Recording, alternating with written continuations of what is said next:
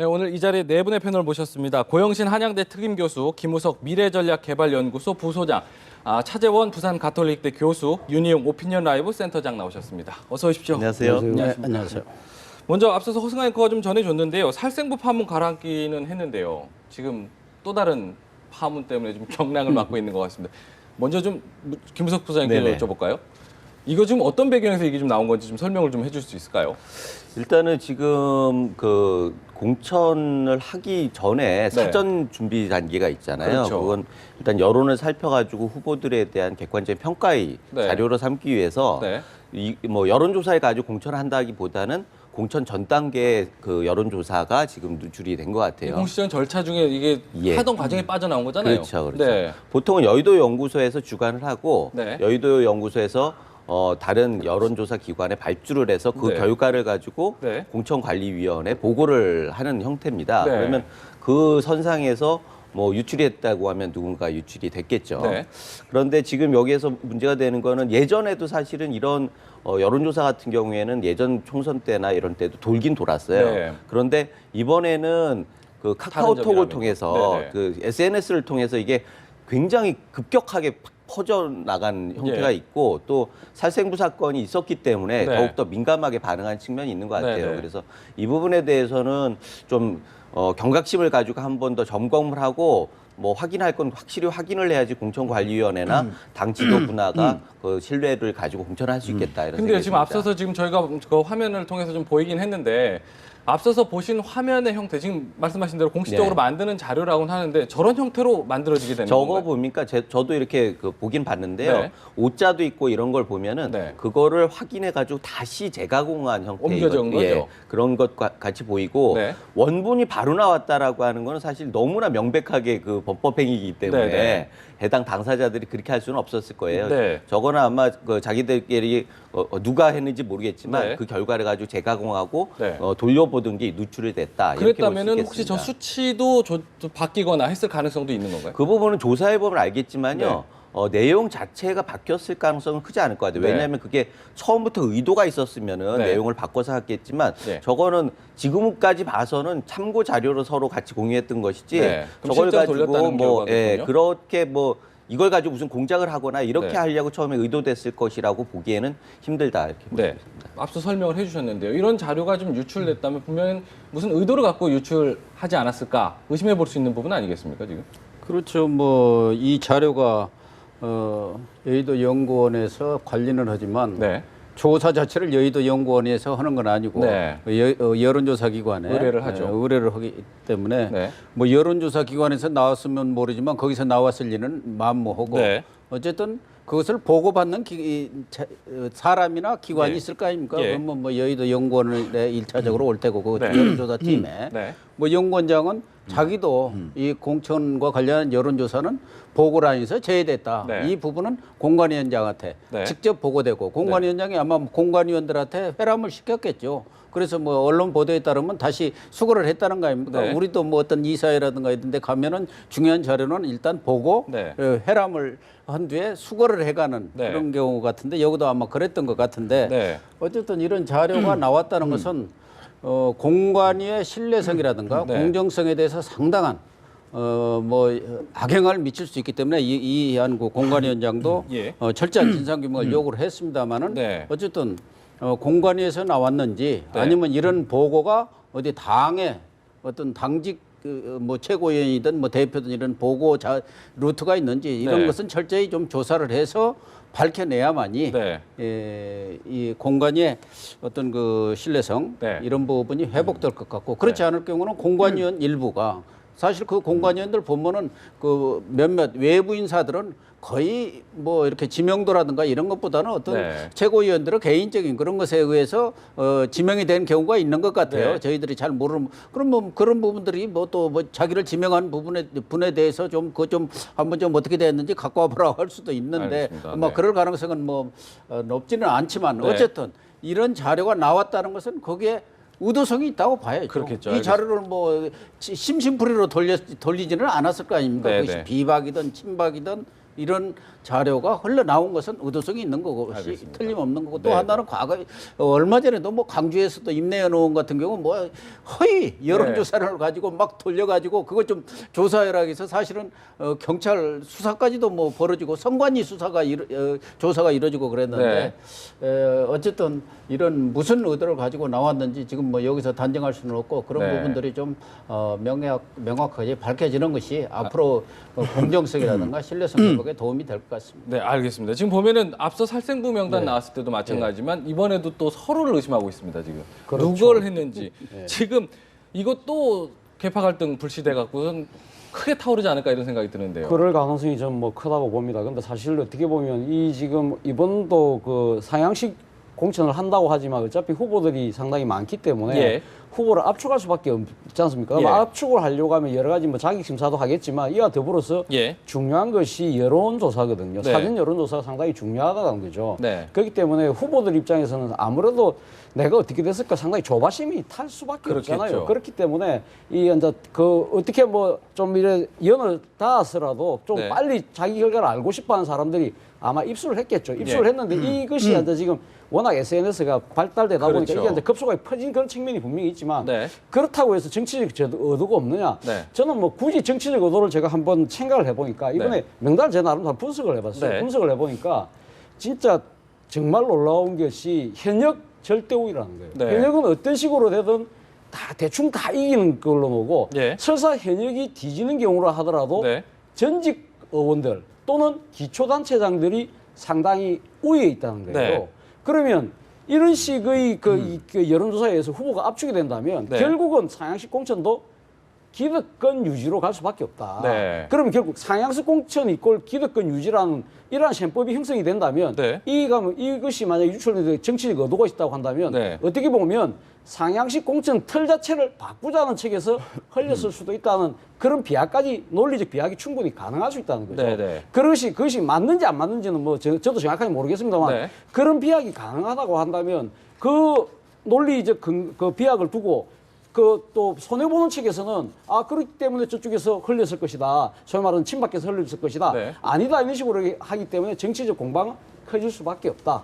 볼 수밖에 없는 거죠. 윤영 센터장님, 이게 결과가 지금 뭐 여론조사니까 더 이렇게 유심히 보셨는지 모르겠어요. 네, 저도 뭐 받아봤습니다. 지금 기존 내용하고 좀 다른 부분이 많이 있기 때문에 서로 지금 뭐 이렇게 의심하는 부분이 있지 이게 않습니까? 이제 내용상으로 보자면은 뭐 이제 특이한 점, 주목되는 점들은 수도권에서는 이제 비박계 의원들 이제 우세의 흐름들이 조사 결과도 나타나는 측면이니까 비박계도 유리한 측면이 있겠고요. 그다음에 TK 지역의 이른바 진박 마케팅에 의한 후보들 같은 경우에는 또 이제 이전 조사에 비해서는 상당히 약진하는 모습들을 이제 보여주고 있거든요. 그런 것은 또 이제 친박계가 유리한 결과라고 할 수 있어요. 그것은 뭐 근본적으로 어떤 흐름과 완전히 수치 자체가 바뀌거나 조작된 것이라고 보기는 좀 어려운 측면입니다. 조사 결과에서 어떤 합리적인 범위 안에 있는 것이라고 보여져요. 그래서 실제로 새누리당에서 이제 지난 주말에 사실 말씀하신 대로 후보들을 이제 압축을 위해서 또는 이제 공천을 하는 과정에서 참조 자료로 활용하기 위해서 실제 경선 조사와는 별개로 당겨서 이제 이것을 해본 결과일 가능성은 이제 매우 높고 그것은 이제 인정하는 분위기입니다.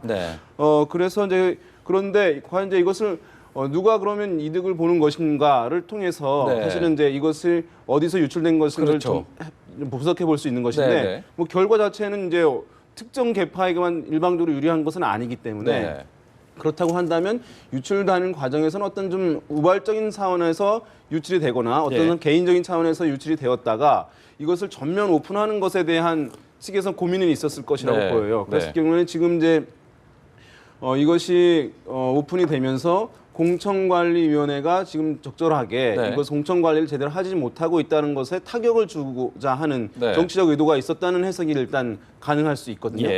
그러면은 지금 이제 주목되는 것은 어쨌든 당 대표와 공천관리위원회 위원장과의 갈등 관계가 있는 상황이기 때문에 또 살상부 파동으로 김무성 대표 쪽이 코너에 몰렸던 측면이 있었기 때문에 이것에 대한 이제 책임을 공관위에 묻는 형국을 일단은 가고 있는 상황이고 그래서 수세에 몰렸던 이제 김무성 대표가 목소리를 내는 정도로 이것을 이제 근거로 활용하고 있는 것이라고 이제 할 수 있겠고요. 그런 면에서 봤을 때는 이제 정치적 의도는 유출의 직접 당사자인지는 모르겠으나 예. 이것에서 정치적으로 활용할 수 있는 것을 어쨌든 김무성 대표 쪽에서 공관위에 대한 공세 근거로서 소재로서 활용할 수 있는 사안이 되었다 이렇게 볼 수 있겠습니다. 김무석 소장님, 이게 안 그래도 새누리당 같은 경우 참 책에 잘 잡혀 있고 이렇게 일사불란하기로 한 그 당에서 왜 이런 일이 살생부 명단, 이런 명단 왜 이렇게 저희가 지금 구체적으로 그 수치를 보여줄 수가 없기 때문에 보여주진 않았지만 이런 정도의 자료까지 이렇게 새 나올 때까지는 도대체 새누리당 내부에 무슨 사정이 있는 건가요 지금? 나왔다라고 하는 것보다도 이렇게 확산되는 게 더 문제인 측면은 있습니다. 사실은 제가 아까 말씀드렸듯이 선거 때만 되면은 근거가 있든 없든 이런 자료들은 계속 돌아다녀요. 근데 그 안에서만 돌죠. 이렇게 그렇죠. 외부 확산되면서 이렇게 되는 경우는 없는데 보통 이렇게 정보보호업계에서 얘기를 하기를 해킹을 하는 경우에 있어서 해킹은 끊임없이 시도된다. 비용이 해킹을 하는데 들어가는 비용보다 그 결과가 더 크다면은 해킹은 막을 수가 없다. 이게 정설이에요. 그래서 비용을 더 크게 해야지 해킹이 줄어드는 거예요. 결실보다도 해킹을 하는 비용이 더 커야지. 그래서 방어막을 칠 때도 비용을 더 많이 들여가지고 이렇게 하고 그렇게 하는데 지금 문제는 뭐냐면 당내에서도 이 문제의 책임보다도 결과가 더 이익이 있는 사람이 이걸 유출했을 가능성이 많아요. 그렇겠죠. 만약에 결과보다 책임이 더 무거우면 이런 일을 안 하겠죠. 지금 보면 김무성 대표나 이양구 위원장이 바로 반응을 보이거든요. 절대로 이런 거는 있을 수 없다. 화를 내면서 반응을 보이는 거는 그만큼 책임이 크기 때문에 이런 책임이 큰 사람들이 유출을 해가지고 뭐 했다고 말하기는 굉장히 어렵습니다. 실제로 그 결과는 본인들이 다 책임을 져야 하기 때문에 그런 면에서 지금 과정을 보면은요. 여론조사 기관이 있고 여의도 연구원이 있고 당 지도부, 보고라인의 지도부, 공관이 이렇게 있습니다. 이 안에 있는 사람들은 아주 명확한 책임을 지고 있기 때문에 개개인 이걸 가지고 누출했을 가능성이 많아요. 그런데 그 중간중간에 연결고리들이 있습니다. 여기에서 어떤 형식으로든지 눈을 보고선 그거를 적어서 타이핑을 했던 이런 형식이 됐을 가능성이 많은데 이렇게 해서 누출됐을 것이라고 보기 때문에 제가 보기에는 이 자체를 가지고 의도를 가지고 처음부터 무엇을 했을 것이다 라고 생각하는 거는 현실적으로 어려운 얘기고 단 이런 문건이 돌기 시작했다고 하면 그걸 본 당사자들이 이것을 어떻게 활용할까, 어떻게 책임을 모면할까 이런 부분에 대해서 계산들이 복잡해질 수는 있습니다. 이런 면에 있어서 빨리 조사를 해서 이걸 확인하겠다라고 이양구 위원장이 조금 전에 발표한 건 굉장히 잘한 일이고 또 지난번에 살생부 문건 이 사건이 있었을 때 세 가지 약속 중에 하나가 공천관리위원회에 영향력을 끼칠 수 있는 유언비어나 이런 부분들에서는 위원회 클린공천위원회에서 조사를 한다라고 한 전제가 있기 때문에 일단 클린공천위원회에서 조사를 하고 필요하다고 하면은 사법기관이까지도 의뢰할 수도 있다. 이런 방향으로 나가지 않을까 봅니다. 알겠습니다. 근데 뭐 이런 상황에서 저 일부에서는 뭐 이제 서로를 이제 의심하는 상황이다 보니까 정황상 그나마 이제 살생부 때문에 밀렸던 김무성 대표가 오히려 좀 반전의 계기를 마련한 거 아니냐 뭐 이런 얘기도 있었기 때문에 뭐 지금 설명으로 봐서는 뭐 어떻게 전망해야 될까요? 저도 뭐 그렇게 지금 이 유출 자체가 처음부터 정치적 의도를 갖고 했다고는 저는 사실 좀 그렇게 안 믿기지 않거든요. 그렇기 때문에 지금 현재 결과적으로 봤을 때 그러면 지금 현재 공천관리위의 그러니까 실책이다. 이 관리를 제일 좀 부실하게 한 측면이 있다. 그런 측면에서 이 김무성 대표가 나름대로 반격의 카드를 지었다고 이렇게 해석할 수도 있는데 저는 그거보다는 사실은 어떻게 보면 이 경선 일정 전체의 일정이 전체가 연기될 가능성이 있다. 만약에 지금 현재 그렇죠. 지금 현재 이 여의도 연구원의 이 지난 주말에 했던 이 여론조사를 가면 이제 신빙 자체가 신뢰성 자체가 상당히 이제 훼손이 되기 때문에 다시 해야 될 가능성도 분명히 있을 거고요. 그러다 보면 경선 전체 일정이 이 수년될 수밖에 없거든요. 그렇게 되면 지금 현재 소위 말하는 비박계가 의심하고 있는 친박계의 의도적인 경선 일정 이 사보타지 내지는 또 지연을 통해서 이 상향식 공천 자체를 흔들려고 한 거 아니냐는 그러한 의도가 사실은 어떻게 보면 그것이 현실화될 수밖에 없는 그런 상황이 되지 않겠습니까? 그렇다고 본다면 지금 어떻게 보면 그러면 공천관리위가 만약에 일정이 촉박하게 되면 공천관리 입장에서는 어떻게 보면 상향식 공천이라는 이 경선 자체보다는 어떻게 보면 이 정무적 판단에 의한 이 우선 공천이나 우선 추천이나 단수 추천의 여지도 커질 수 있다. 그렇게 해석을 할 수 있다면 뭐 어떻게 보면 지금 단순히 지금 이양구 위원장이 불리하다고 이렇게 판단하기도 조금 애매한 측면이 있는 거죠. 네. 그렇기 때문에 네. 이 부분에 대해서는 너무 정치적으로 유불리를 따지기보다는 사실은 지금 현재 주어진 여건을 어떻게 지금 새누리당 입장에서는 이것을 그러니까 지금 이 기존의 그 룰대로 네. 끌고 갈 것인가를 서로 다 이 의견을 모아야 되는 네. 그런 상황인 거죠. 지금 여기에서 네. 새누리당이 그렇게 한가한 상황이 아닙니다. 공천 그 유출이 됐다 그 안에서 서로 뭐 힘겨루를 해가지고 역전을 하고 이런 상황이 아니에요. 지금 뭐 상황 자체가 야당은 굉장히 치고 나가고 있고 여당은 계속 내부에서 골마가는 그런 모양새로 국민들이 보고 있지 않습니까? 이 상황에서 유출이 됐다고 그거 가지고 서로 책임 공방을 하고 있다고 하면 국민들이 이걸 가지고 얼마나 좀 한심하게 생각하겠습니까? 네. 야당의 모습을 보면 여당은 그거 가지고 무슨 치고받고 할 수 있는 여력이 없습니다. 네, 네. 네, 이번에는 야권 연대 관련해서 얘기를 좀 나눠보겠습니다. 김종인 대표의 한 방에 그냥 국민의당이 완전히 흔들리는 것 같습니다. 보면은 아무리 뭐 그 전에도 뭐 정체성 혼란도 좀 있었고 지도부 간에 좀 개파 간에 어떤 좀 내용이 좀 달랐다고는 하지만 너무 쉽게 흔들리는 거 아닙니까 이번? 김종인 대표가 요새 뭐 묘수 행진 아닙니까? 네. 묘수의 묘수를 거듭 쓰시고 계시는데 네. 어쨌든 이번 제의는 저가 볼 때는 뭐 진정성보다는 정치공학적 제의라고 봅니다. 네. 말하자면 국민의당을 와해시키고 네. 안철수 의원을 고사시키기, 왕따시키기 위한 하나 전략적 네. 그런 제의로 보는 것이고 예. 그 우리 36개 중에 33개가 반관계라는 거 있습니다. 내부를 흔들어서 서로 이간질해가지고 서로 의심하게 만드는 그런 반관계를 쓴 것으로 보는데 일차적으로 안철수 의원이 저렇게 앵그리 철수가 돼가지고 네. 화를 내는 거 네. 이것도 뭐 썩 그렇게 좋은 대응이라고는 볼 수는 없지만 네. 적어도 김종인 대표의 그런 제의가 네.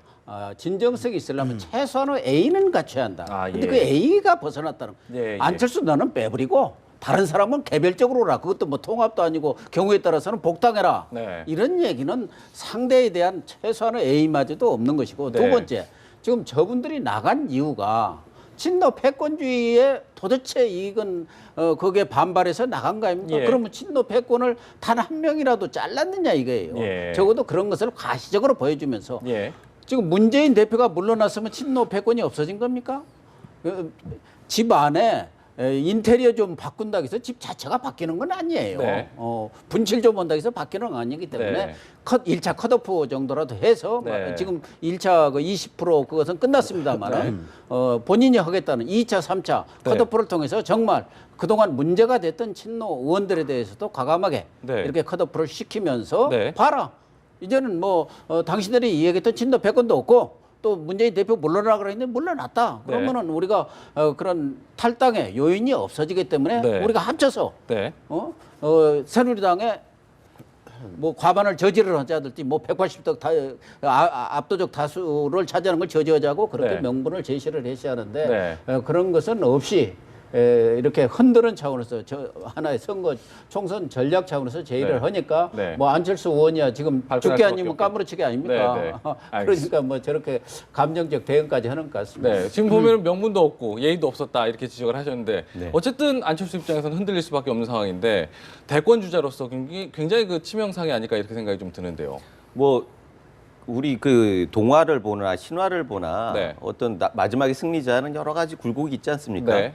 그런데 그 굴곡이 싹수가 있느냐 없느냐, 그러니까 그 성공의 싹을 계속 피우고 있느냐 없느냐라고 하는 측면은 사실 명분입니다. 네. 그 사람이 가지고 있는 명분. 네. 그런 면에서 오늘 대응은 정말 좀 안타깝다 그런 생각이 들고요.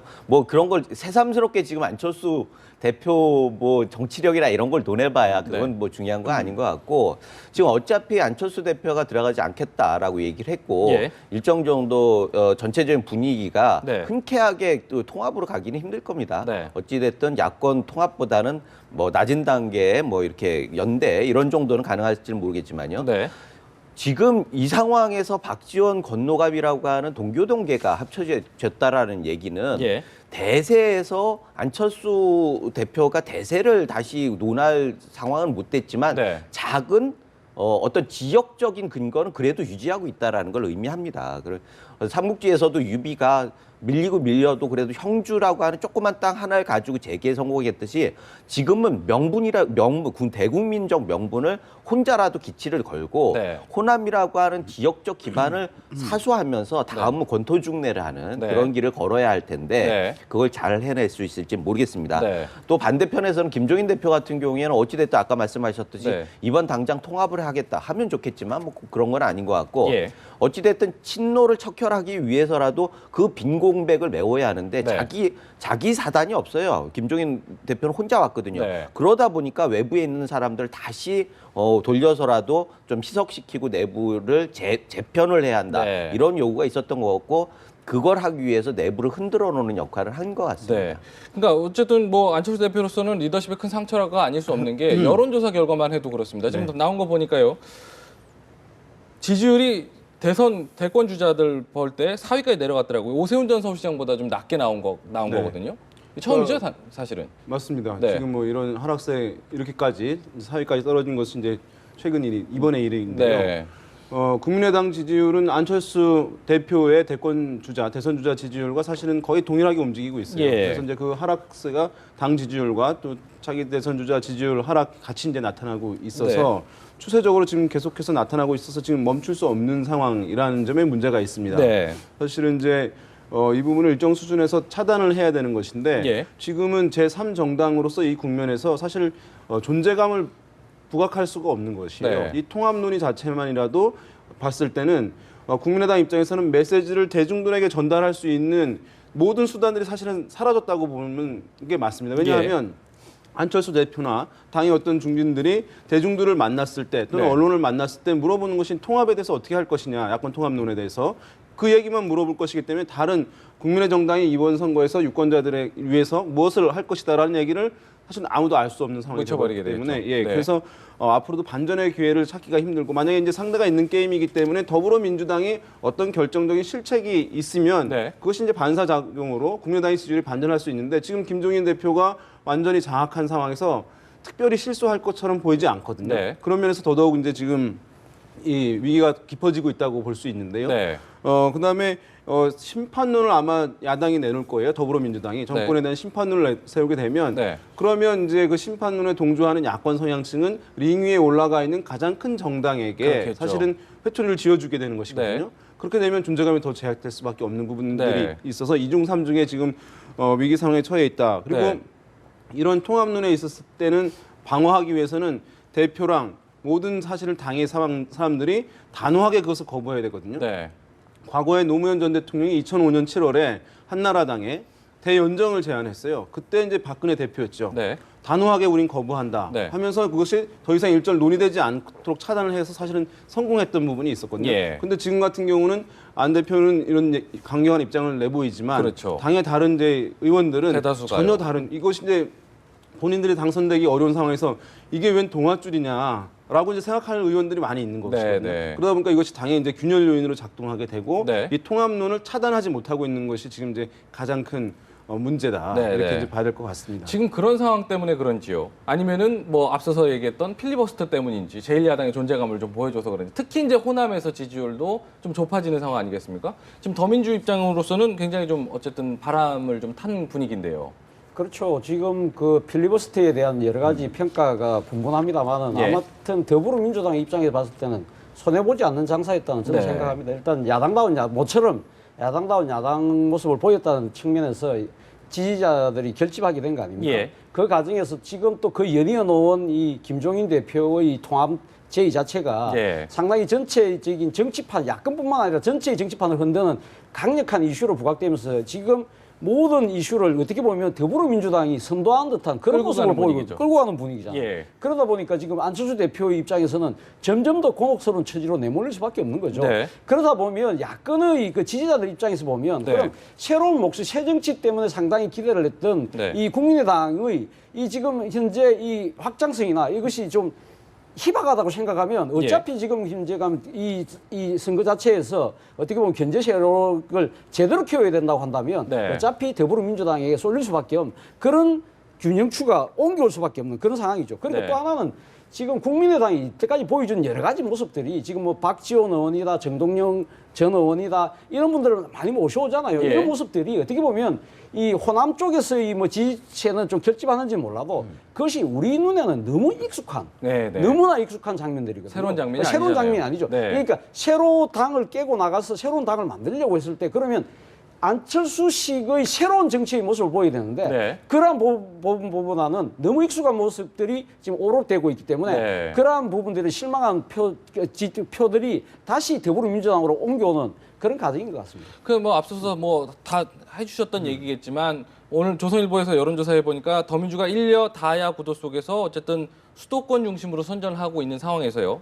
국민의당 내부에서는 어찌됐든 간에 말씀하신 대로 선거에서 그 현역 의원들이 뭐 어쨌든 당선이 되려는 목적이라면 더 통합에 좀 힘을 받을 수밖에 없는 상황 아니겠습니까? 지금? 맞습니다. 지금 수도권의 이제 뭐 조사 결과들을 보면은 어쨌든 정당 지지율보다도 더 높은 지지율을 이제 더불어민주당 후보들이 의원들이 이제 얻고 있거든요. 그런 상황에서 그리고 이제 거기에 국민의당 후보들이 존재한다 하더라도 그런 상황이기 때문에 이것이 이제 국민의당으로서는 수도권 같은 경우에는 독자적으로 이제 모든 정당 후보들이 나왔을 때 독자적으로 당선될 수 있는 인물이 사실은 거의 없는 상황이라고 봐도 됩니다. 안철수 대표 정도 우리 생각할 수 있고 나머지 의원들은 상당히 좀 어려운 상황이거든요.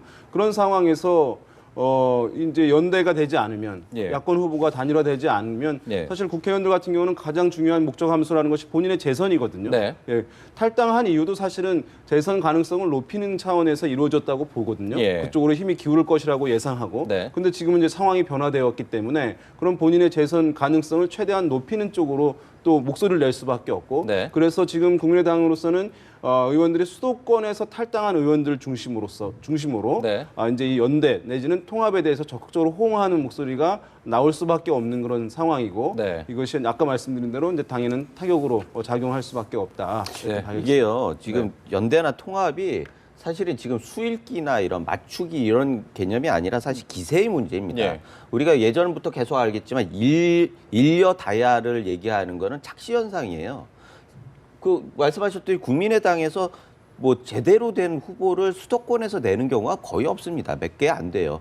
맥시멈으로 봐서 6개, 7개 이런 정도로 해요. 그러니까 야당 후보들끼리 경합을 해가지고 뭐 표를 나눠 가질 수 있는 데가 사실은 7배밖에 안 됐어요.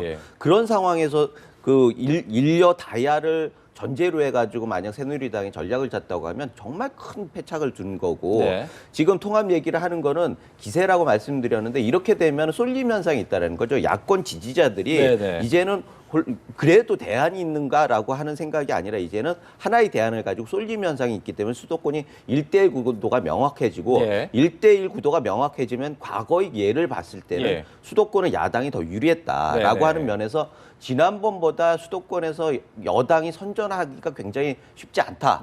그렇다고 하면 과반도 그렇게 자신할 수는 없다. 180석은 뭐 말도 안 새누리당 입장에서 다른 얘기고 과반도 그렇게 만만한 상황이 아니다. 이런 결론에 도달하게 되는 거죠. 새누리당으로서는 선거 전략 다시 좀 깊이 고민해봐야 된다. 이렇게 얘기를 해주신 것 같습니다. 알겠습니다. 네 분과 함께 정치권 흐름 짚어봤습니다. 오늘 이야기는 여기서 마무리하겠습니다. 고맙습니다.